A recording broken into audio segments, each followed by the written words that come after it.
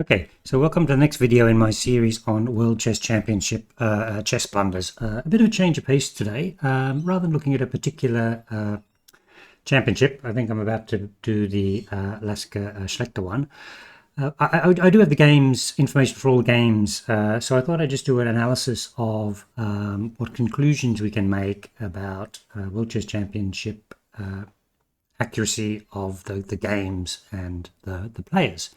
So this sort of concept has been looked at before in a more general context. I think the first people to do it were Guide and Bratko in the early 2000s. They used chess engines to assess the sort of how accurate different players were and came up with different conclusions. And I mean, obviously, Capablanca is good, etc., all that sort of stuff. However, they did highlight that a lot of this has got to do with, it's easy to be more accurate playing in a game where the game is less complicated. Well, anyway, so what I've been able to do is I've got 1,055 games from all the World Chess Championships, and I've already run them through my chess engine about like depth 25, and as a result, I'm able to allocate to each of the chess champions, their error rate. The way I'm looking at it, just let me bring up my first chart. Maybe that'll be easy to look at. Okay, so here we go. Now, this is a line chart. It's idealized, right? Because people like Carlsen and Carlsen aren't making 800 and 900 centipawn loss moves, but they're just like a smooth chart, right? Now, the idea is that for each level of blunder, you can see 100 centipawn, 200, so on. I basically count or work out the frequency of errors by each of those players, right? So obviously, the frequency of really bad errors is less for all of them, and the frequency of smaller errors, 150, I think actually started off, is a bit more frequent. And basically, you get a smooth chart here, which shows sort of the profile of each of the individual players. No surprises. And basically, this is only based off the World Chess Championship matches themselves, right? So I think Caruana Carlsen was probably one of the most accurate and let's say most dire World Championship matches. There's no decisive games, all draws, and then decided in tie breaks. And then Carlsen, Kariakin, same sort of process, although there was one win either way. And you can see some of the other names there: Bronstein, Spassky, Fischer, and so on. So actually, it is actually telling you what you think, that the more recent and widely regarded as more accurate chess players show up as also playing less blunders. I mean, it's basically the flip side of the equation. A blunder is just ramping up what you define as a bad move. Okay, so what we've got there is you can see those profiles, and they're all very similar. And I've decided that what I'm going to focus on here, you can see that the 400 point seems to be around about where all of the profiles are kind of stabilized, and more crossovers after that. So we'll stick with the 400, and just go over the different players and eras, and just sort of see what highly probably spurious and subjective conclusions we can draw from the whole issue. So going from the bottom, which is where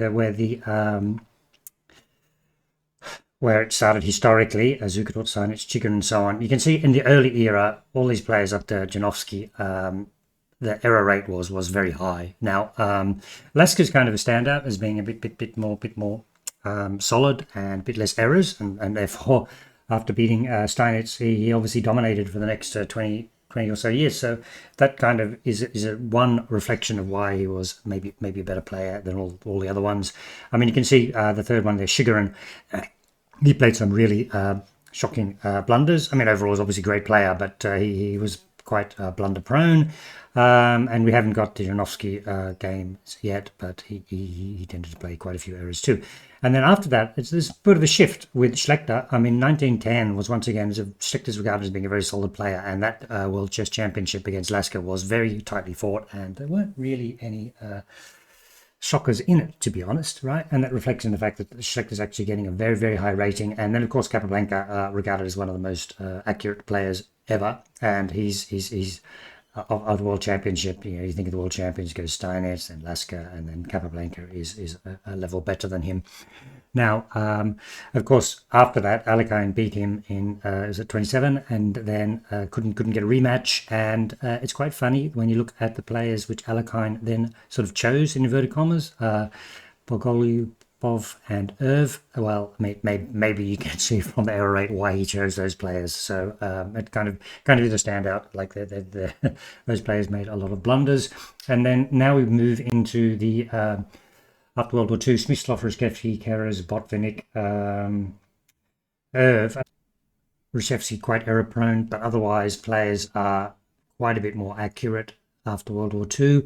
And then most of those players were from the era before World War II. And then you go into the real post-World War II players, like highlighted in pink there, or purple. Bronstein, Petrosian, Spassky, and Fischer, all very accurate players. Very strategic, solid playing styles.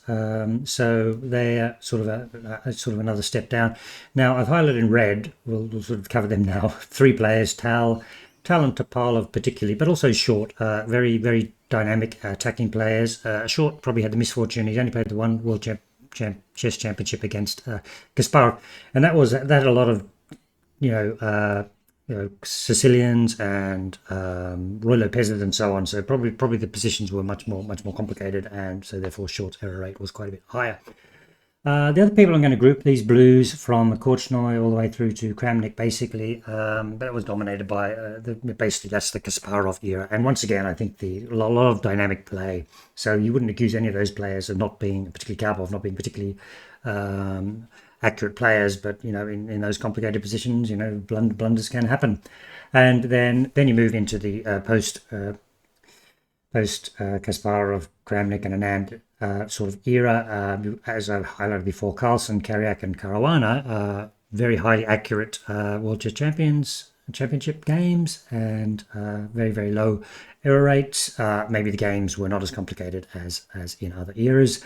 And then finally, I've only got the first Ding match covered at the moment. I think we realized that first match was very error prone, unfortunately, and made for an extremely exciting chess competition, but the error rate was really off the scale for what we'd been used to over the last 50 years, basically. So that's all I wanted to say on this video. I just thought it'd be a little bit interesting to database I put together to sort of compare the champions, World Chess champions, by their amount of blunders they are doing. Still, I can do a bit more work on this, adjusting for complexity and so on, as other authors have done. However, hope you enjoyed that. Thank you very much for watching.